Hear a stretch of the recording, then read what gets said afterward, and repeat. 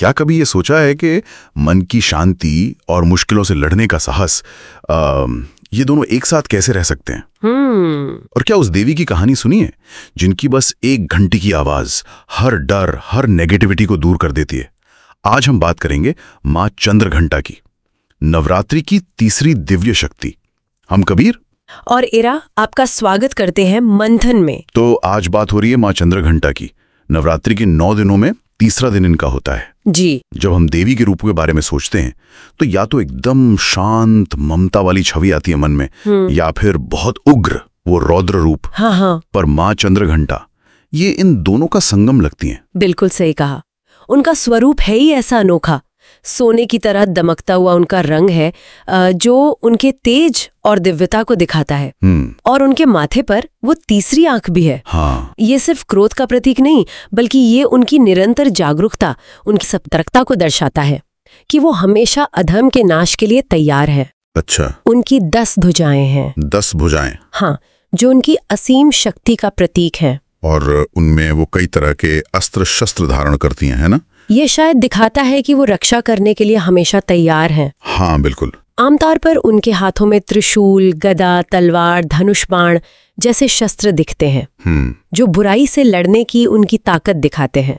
लेकिन साथ ही कमल का फूल भी होता है। अच्छा, कमल भी? हाँ, जो सुंदरता और पवित्रता का प्रतीक है। और हाँ, एक हाथ में घंटा और एक में कमंडलू भी। घंटा और कमंडलू भी? जी। और बाकी 2 हाथ वो वरद और अभय मुद्रा में रहते हैं, मतलब वो आशीर्वाद भी देती हैं और डर से मुक्त भी करती हैं। अच्छा। ये दिखाता है कि शक्ति का मतलब सिर्फ विनाश नहीं, बल्कि रक्षा और कृपा भी है। और उनका वाहन शेर या बाघ बताया जाता है। ये तो सीधे सीधे शक्ति, हिम्मत और क्या कहते हैं, धर्म पर टिके रहने का प्रतीक लगता है। एकदम। शेर पर सवार देवी का रूप ही अपने आप में निर्भयता का एहसास कराता है। अब उनके नाम पर आते हैं, चंद्रघंटा। हाँ, ये नाम कैसे पड़ा? ये नाम उनके माथे पर सजे घंटे के आकार के अर्धचंद्र से आया है। घंटे के आकार का अर्धचंद्र? हाँ, चंद्र यानी चंद्रमा, जो शीतलता, शांति और हमारे चंचल मन का भी प्रतीक है। हाँ।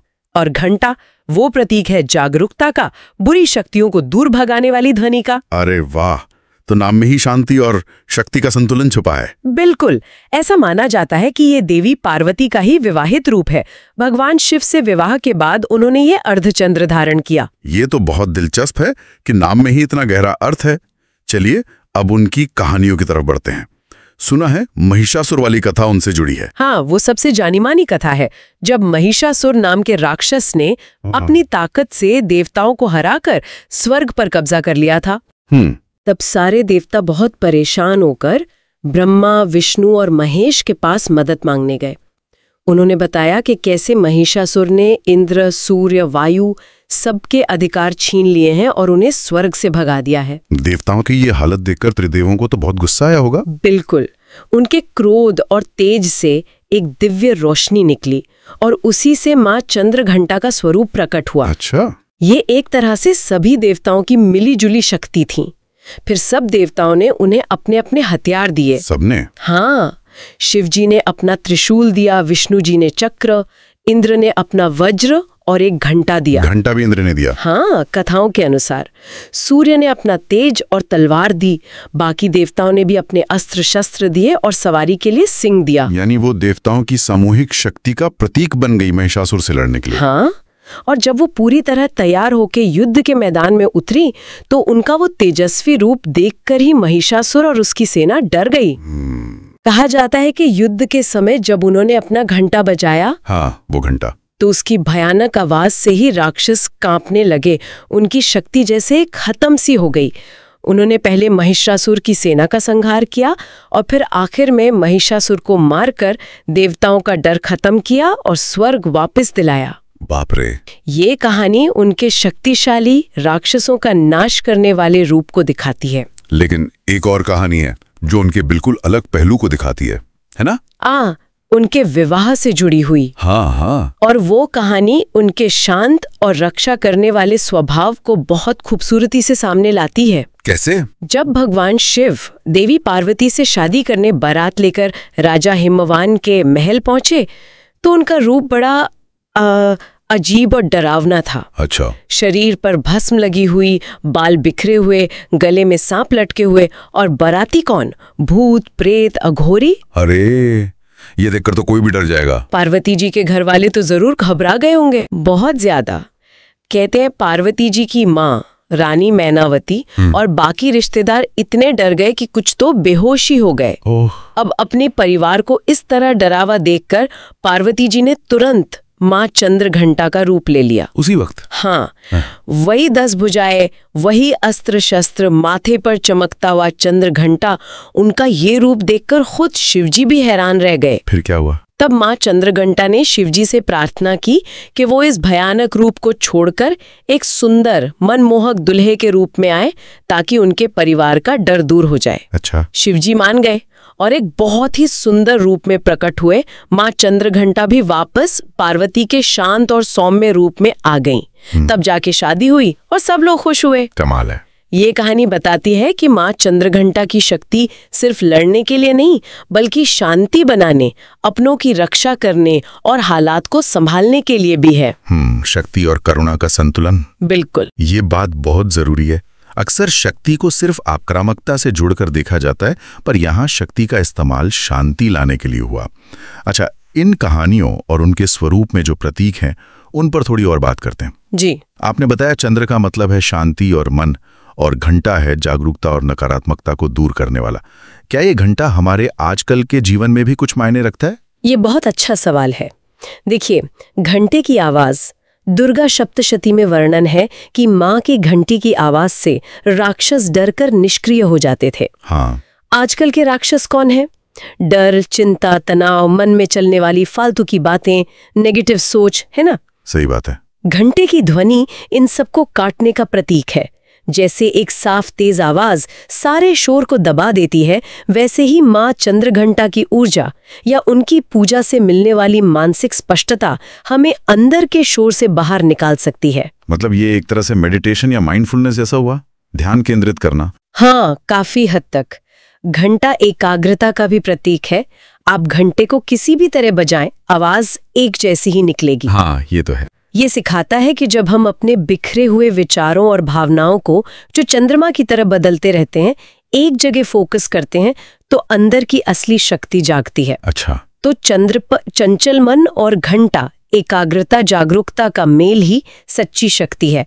ये हमें अलर्ट रहना सिखाता है, लेकिन शांति के साथ। और उनकी 10 भुजाएं, क्या ये हमारी 10 इंद्रियों को, मतलब 5 कर्मेंद्रियां, 5 ज्ञानेंद्रियां, उनको काबू में रखने का प्रतीक है? बिल्कुल सही समझा आपने। 10 भुजाएं 10 इंद्रियों पर पूरा नियंत्रण दिखाती हैं, और उनमें जो अस्त्र शस्त्र है, हाँ। वो बाहरी दुश्मनों के साथ साथ हमारे अंदर के दुश्मनों जैसे गुस्सा, लालच, जलन, डर, इनसे लड़ने के लिए तैयार रहने का प्रतीक है। अच्छा, तो ये आत्मानुशासन की बात हुई। हाँ, कि सेल्फ कंट्रोल कितना जरूरी है। शेर का वाहन साहस और धर्म पर चलने की हिम्मत देता है, और वो तीसरी आंख, निरंतर जागरूकता।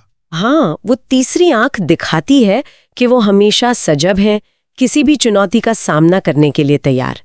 ये हमें भी सिखाता है कि जीवन में हमेशा जागरूक रहना चाहिए, अपने मूल्यों पर टिके रहना चाहिए। उनका संबंध मणिपुर चक्र से भी बताया जाता है, जो नाभि के पास होता है। इसका क्या महत्व है? देखिए, मणिपुर चक्र को हमारी अपनी शक्ति, ऊर्जा, आत्मविश्वास और हिम्मत का केंद्र माना जाता है। लीडरशिप क्वालिटी भी यहीं से आती है, ऐसा कहते हैं। माँ चंद्रघंटा की पूजा या उनके ध्यान से ये चक्र सक्रिय होता है, जिससे व्यक्ति में ये गुण बढ़ते हैं। ओके। एक और दिलचस्प बात है, नाद, यानी सृष्टि की पहली आवाज। नाद? हाँ, माना जाता है कि इसकी उत्पत्ति भी नाभि से ही होती है। कई लोगों को माँ चंद्रघंटा की पूजा के दौरान अजीब सी दिव्य आवाजें सुनाई देने का अनुभव होता है। सच में? हाँ, ऐसा वर्णन मिलता है।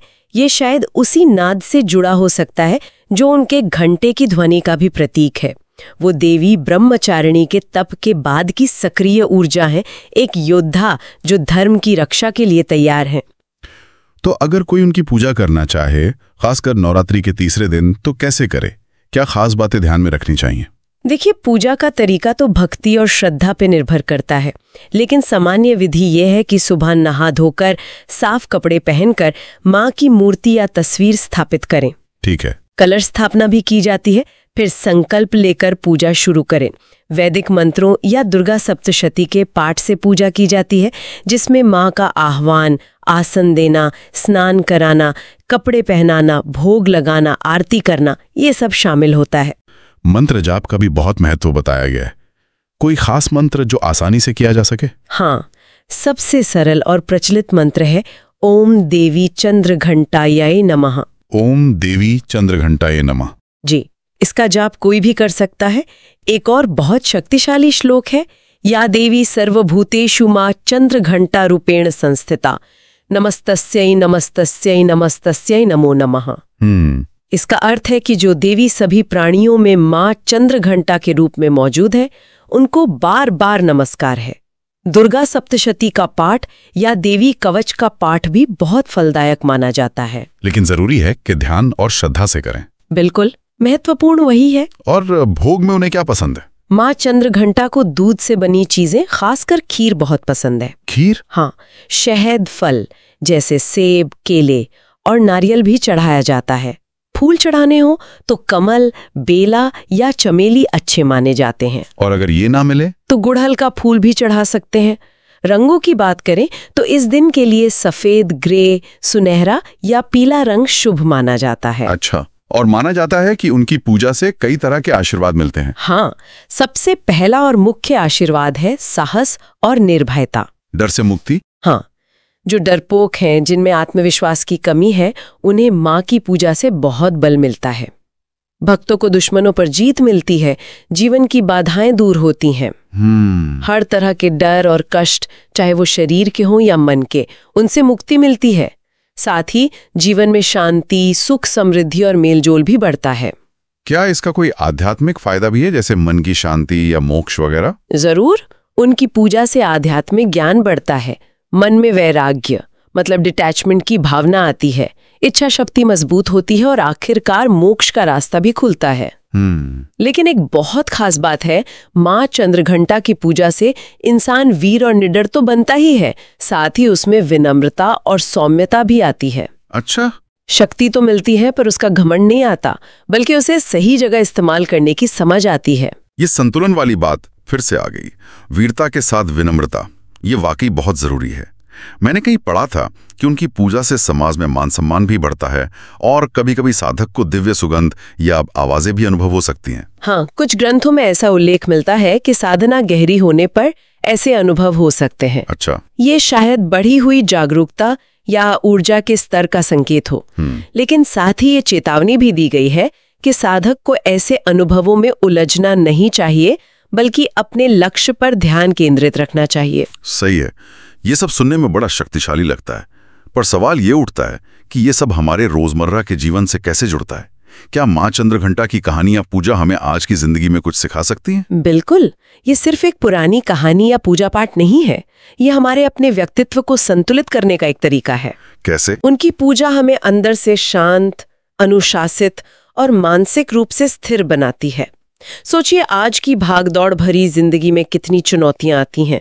काम का दबाव, रिश्तों की उलझनें, अपनी अंदरूनी लड़ाइयां। हाँ, बहुत हैं। माँ चंद्रघंटा हमें सिखाती है कि इन सब का सामना शांति और आत्मविश्वास से कैसे किया जाए। मतलब बाहर तूफान चल रहा हो पर अंदर शांति बनी रहे। हाँ, कुछ ऐसा ही। वो घंटा याद दिलाता है कि आसपास की नकारात्मकता, चाहे वो लोगों की बातें हों या हालात, उसके प्रति सजग रहो, लेकिन अपने अंदर की शांति और शक्ति पर ध्यान टिकाए रखो।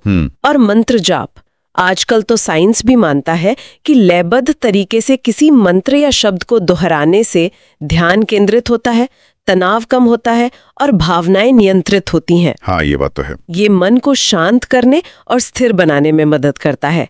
और मणिपुर चक्र से जुड़ाव हमारी इच्छा शक्ति को हमारी समझदारी से जोड़ता है, ताकि हम सही फैसले ले सकें। तो कुल मिलाके माँ चंद्रघंटा की कहानी और उनका रूप हमें ये सिखाता है कि असली ताकत सिर्फ गुस्से या लड़ाई में नहीं है। हाँ, ये साहस और शांति का, निडरता और करुणा का एक मिला-जुला रूप है। आपने बिल्कुल सही समझा। उनकी कहानी हमें सिखाती है कि अपनी शक्ति का इस्तेमाल दूसरों की रक्षा के लिए करो, उन्हें डराने या दबाने के लिए नहीं। जैसे शिवजी की बारात वाली कहानी में उन्होंने अपनी शक्ति का इस्तेमाल शांति स्थापित करने के लिए किया। अक्सर हम देवी दुर्गा के ज्यादा उग्र रूपों जैसे काली या महिषासुर का वध करने वाली दुर्गा पर ही ध्यान देते हैं। सही कहा। लेकिन चंद्रघंटा का ये रूप जिसमें बहादुरी और शांति का संतुलन है, शायद आजकल ज्यादा जरूरी है। हाँ, ये संतुलन साधना शायद सबसे मुश्किल है। जीवन की लड़ाइयों का सामना करना पर मन को शांत और स्थिर रखते हुए। वही तो, वो घंटा हमें यही याद दिलाता है, बाहर के शोर और अंदर की उथल पुथल के प्रति जागो, लेकिन अपनी शांति में टिके रहो। मंत्र जाप या ध्यान इसमें मदद कर सकता है। ये सिर्फ धर्म की बात नहीं, ये मानसिक और भावनात्मक सेहत के लिए भी एक बहुत शक्तिशाली तरीका है। थोड़ा रुककर सोचते हुए, माँ चंद्रघंटा हमें सिखाती हैं कि असली हिम्मत सिर्फ बाहरी लड़ाई जीतने में नहीं, बल्कि अपने अंदर की शांति और मजबूती बनाए रखने में है। मुश्किल हालात में भी शांत और केंद्रित रहना, शायद यही असली बहादुरी है। तो अब ये सोचने वाली बात है हम सब के लिए कि हमारी जिंदगी में ऐसा कौन सा डर या कौन सी चुनौती है जिसका सामना हम माँ चंद्रघंटा की तरह निडरता और शांति के इस संतुलन के साथ करना चाहेंगे। साहसम च धर्मेण च व्रजन्नेव यशो लभेत धैर्यम च संयमं च साधकम मोक्ष मार्ग स्थितम, जिसका अर्थ है साहस और धर्म के रास्ते पर चलने से ही यश मिलता है और धैर्य व संयम साधक को मोक्ष के रास्ते पर ले जाते हैं। आपको अगर माता के और भी रूपों की जानकारी चाहिए तो सब्सक्राइब करें। हमें कमेंट करके जरूर बताएं कि ये चर्चा आपको कैसी लगी। कल फिर मिलेंगे एक नई कहानी के साथ। तब तक के लिए अपना ख्याल रखना, मंथन जारी रहे।